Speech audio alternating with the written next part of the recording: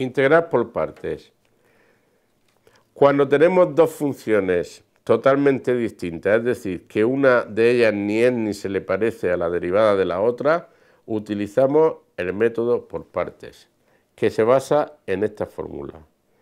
Integral de u, diferencial de v, es igual a u por v menos integral de v por diferencial de u. No vamos a entrar en la deducción de la fórmula, puesto que vamos, como en todos los vídeos que hemos grabado, directamente al grano y a la utilidad práctica de esto.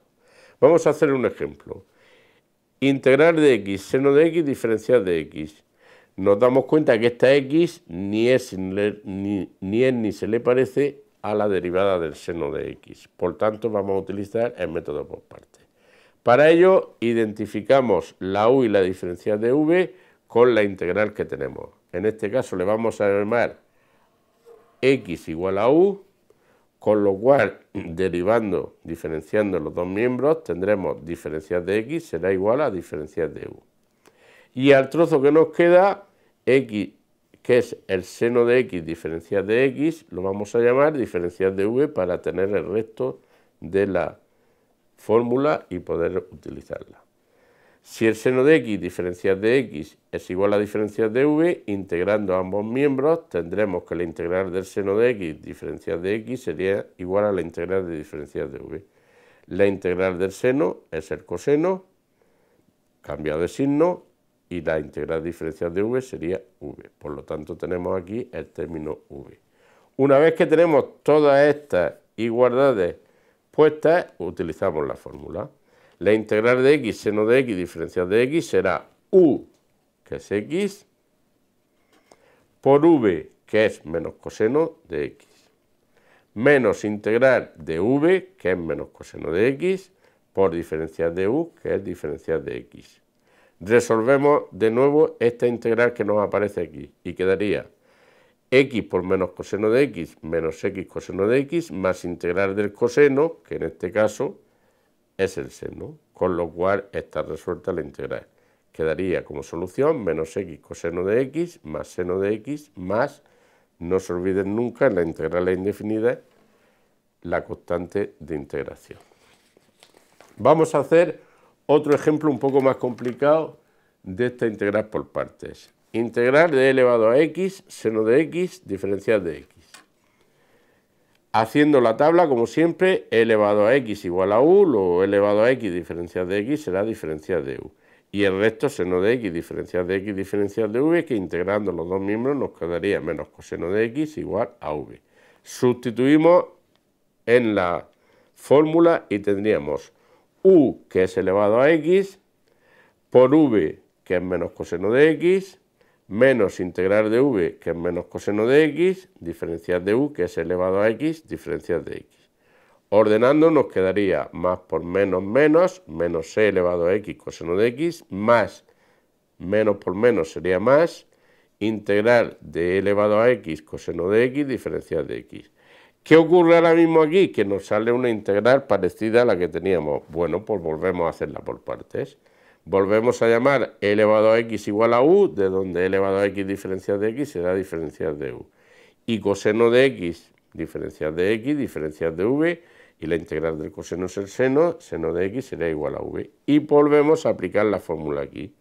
U, que es elevado a x, por v, que es seno de x, menos integral de v, que es seno de x, por diferencial de u, que es elevado a x, seno de x. En este caso concreto nos damos cuenta que tenemos aquí en esta igualdad la integral inicial del planteamiento. Entonces hacemos como si fuera una ecuación.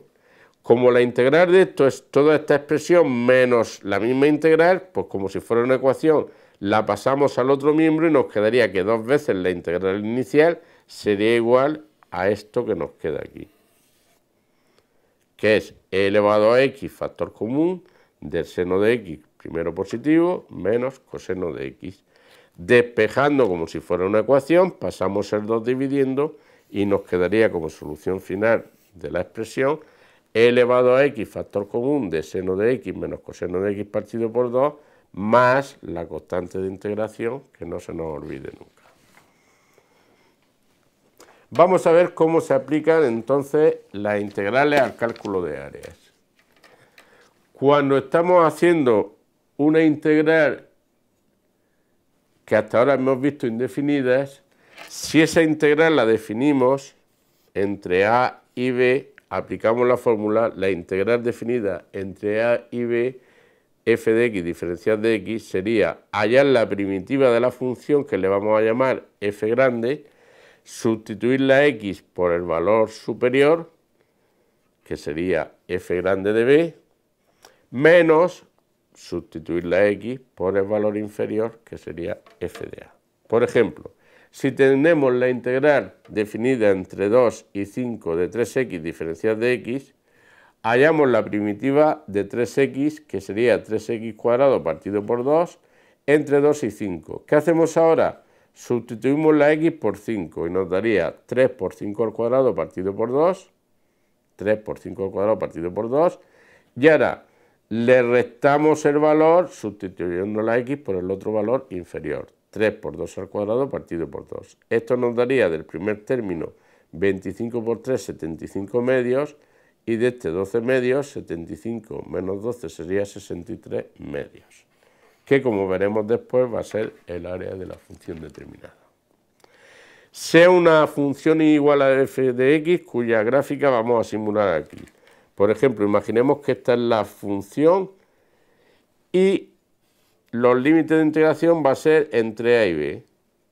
Bueno, pues el área encerrada entre la función y el eje OX, entre los valores x igual a a y x igual a b, va a ser el área comprendida aquí dentro, este área que rayamos.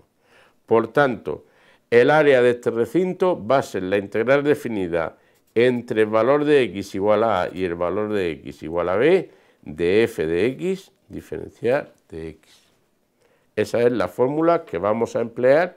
Por tanto, una vez que tengamos la función y sepamos entre qué límites queremos calcular su área, la solución es sencilla.